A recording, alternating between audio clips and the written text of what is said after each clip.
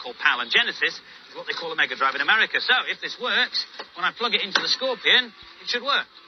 And hey presto, it does!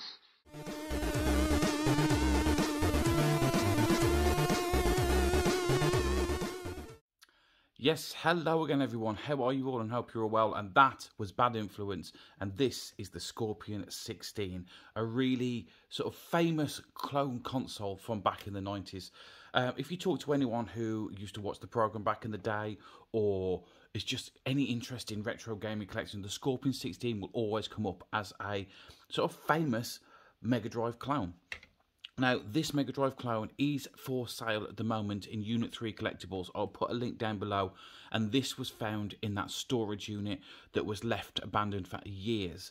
And, yeah, it's amazing that it survives. It's got the power supply, the console, 2 pads, and it really is a piece of gaming history. So if you're interested, get down to the shop because it is for sale.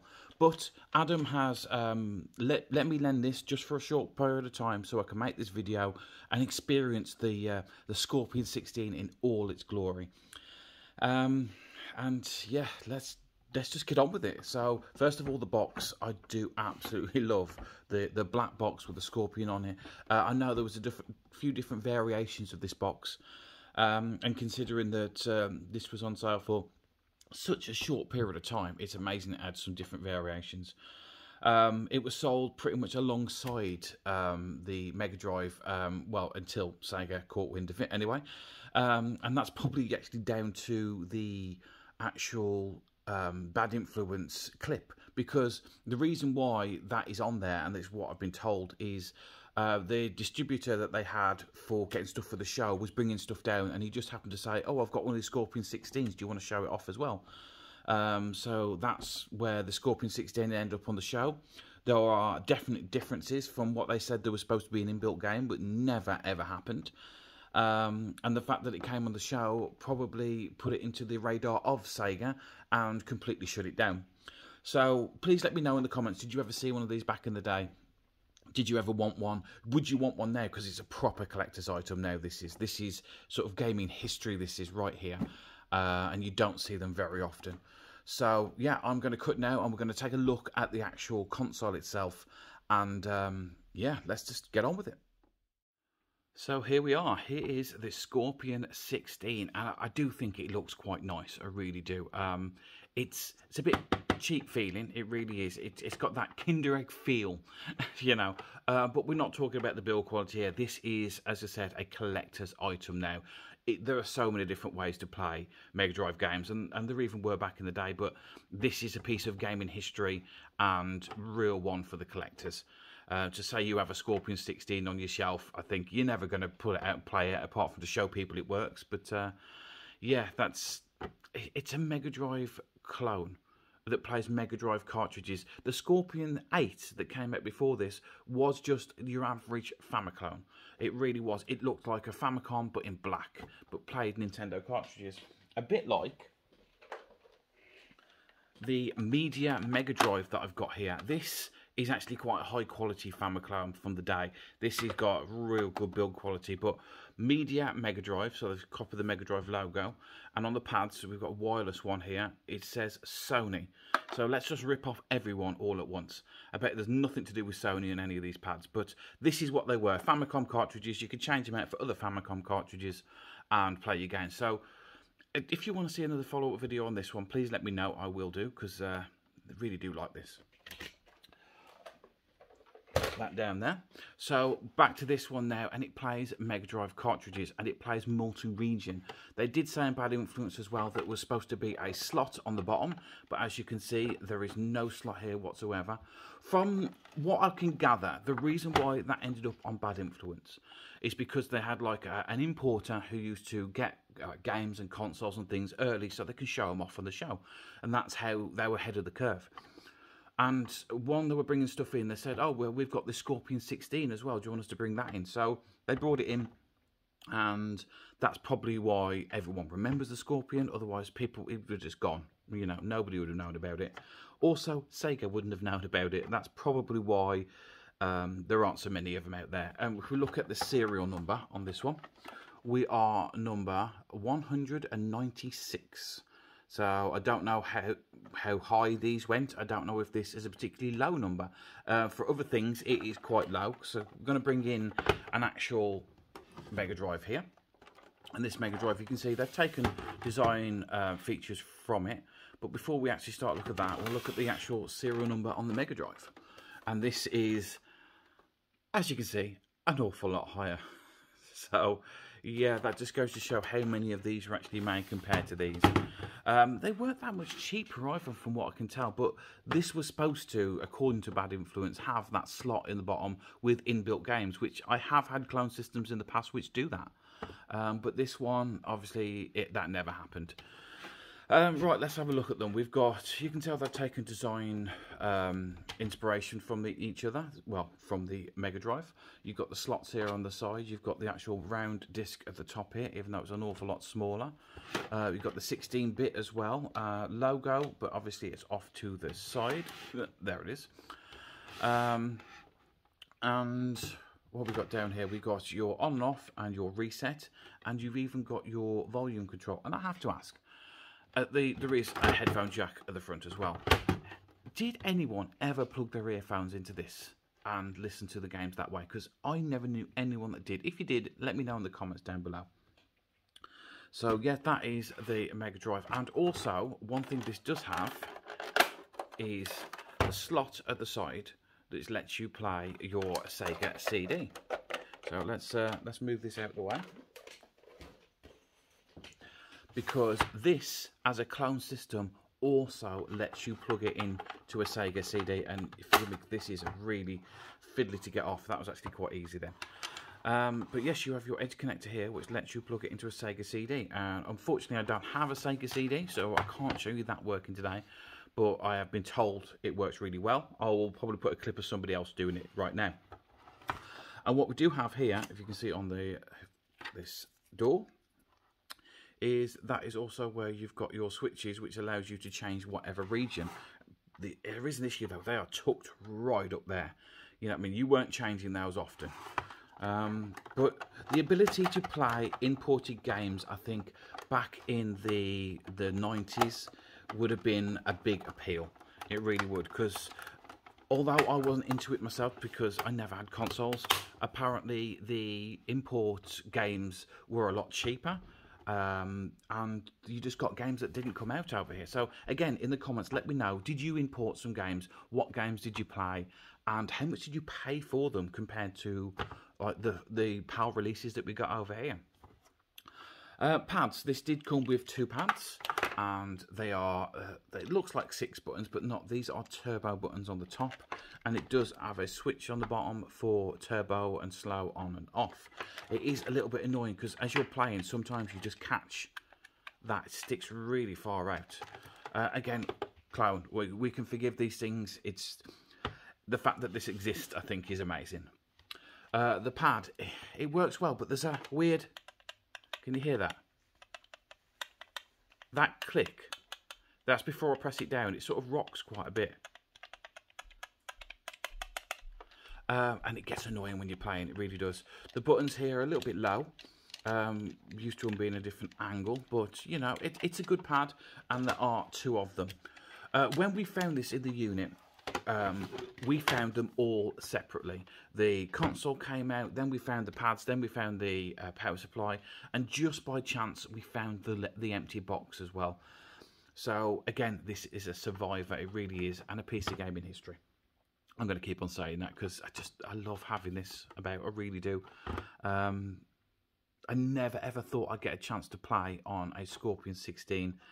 Would I want to own one? Personally, probably not. I am a hardware collector, yes, but when it comes to clone things, I can let them go.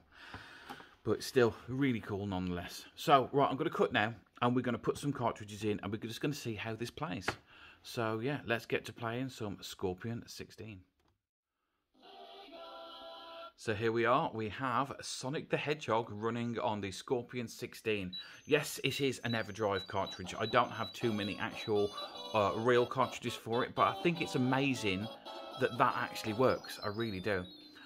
One thing you'll probably notice if I shut up for a minute is the sound is slightly off. See what I mean? It just doesn't quite... So if you know Sonic the Hedgehog, and people really know Sonic the Hedgehog, you'll know that that just doesn't quite sound right. Not as bad as that game things. That took Sonic to a whole different level. But yeah, it plays, and it plays in Everdrive, and I'm actually shocked that it does. So let's play this briefly.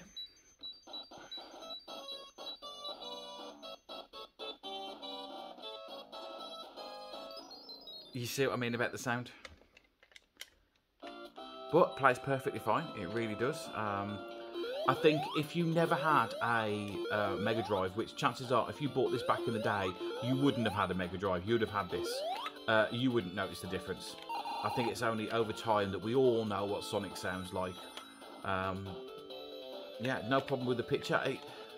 I still say, though, the build quality of this is lacking, shall we say. It feels like a kind of Kinder Egg toy. The power supply and everything else, it's got that cheaper feel to it, but it is a clone. It's what you expect. But yeah, it plays it fine. It really does. We're going to quickly now change games and see another game playing. Probably Streets of Rage. That might be one that will be a good one to test for the sound. So yeah, let's change that. Right, so here we are. We have Streets of Rage hooked up now, and I am not going to talk over the music.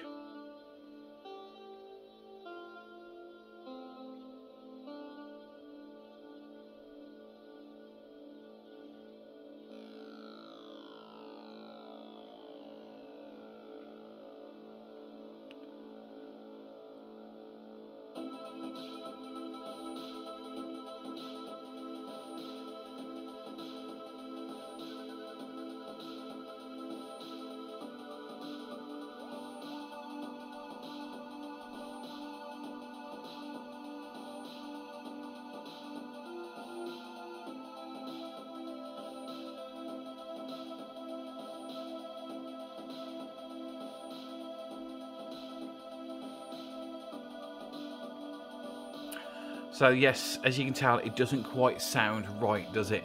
It's there, but it's just off. It's just off slightly. If you know Streets of Rage 2, you know how it sounds, and this is like it's been muted. I think that's the way I can describe it. And you can also see as well that I have changed the region, so now we are coming through as a Japanese cartridge. And if I press the start button, it comes up as Bare Knuckle 2. So that is just another feature of the actual the Scorpion, changing the region as well. You put it in and it changes the names of the games. And yeah, let's just see how it actually plays.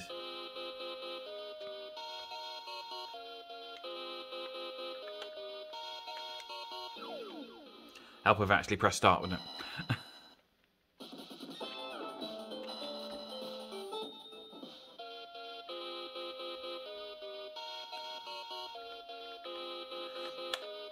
So yeah, there is no lag whatsoever. The picture is fine. Yes, I know the aspect ratio is wrong. Sue me. It's just I've lost the remote for this TV, so I can't change the aspect ratio. But yeah, there is nothing wrong with this game whatsoever. Apart from, as I said, sound being ever so slightly off. So yeah, you would not be disappointed, and if you couldn't afford the full game and paid half price, yeah, everyone goes, oh, games are expensive now. Look at the original prices that things were sold in shops back in the 90s. This still would have been a £40 game in the 90s, you know? So if you could have got it for 20 quid with an imported clone system or an adapter, I see why people did it, you know? Awful lot cheaper. Kill him. Right, so now we're going to try something a little bit different. I'm going to try it in an actual real cartridge and just see what happens. Yeah, and here we have one of the EA Sports games. This is John Madden's football and ice hockey, and as you can see, it loads up absolutely fine. We would go on B for ice hockey. Just quickly start that up. No issue whatsoever with these cartridges. So let's try a different one.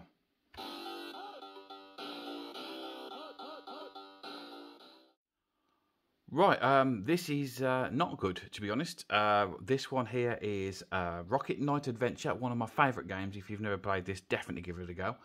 But no matter what I do, no matter what switch I put it on, this Konami game will not go past this load screen. So yeah, that's a bit of an odd one. So is it all Konami games? Please let me know if you have any experience with this. Are Konami games wired differently? I have tried every button combination, like for the dip switches inside, but it just will not go past the Konami load screen. Yeah, that's a bit of a bad one. Now I'm trying this for a bit of fun because I want to know whether it works. Just look at that. We've got the Mega Drive adapter inside the Scorpion 16. So will this play? Yes, it will. So on the Scorpion 16, we are playing Master System games. And that's probably some of you see it on the screen saying, of course it will, it's the original hardware, it'll play it. But it's a clone system. You don't quite know, do you, what extra little things might be in it or not in it. So yeah, that's a little feature for you. You can also play your Master System games on your Scorpion. I've seen that, yeah. I wonder what happens if I change the region on the Master System. Will it come up with a different logo? I don't. Let's have a look. Right, I have changed the dip switches. Let's see if we get anything different. Oh, we do. Sega Mark III, which is the Japanese Master System, isn't it? Well, it was that was the Master System before it came out over here. So yeah, that is the Scorpion. Let's cut down to actually looking at the console itself. And if anyone wants to see what it looks like inside, I will put that in now as well, so we can see what the circuits are like.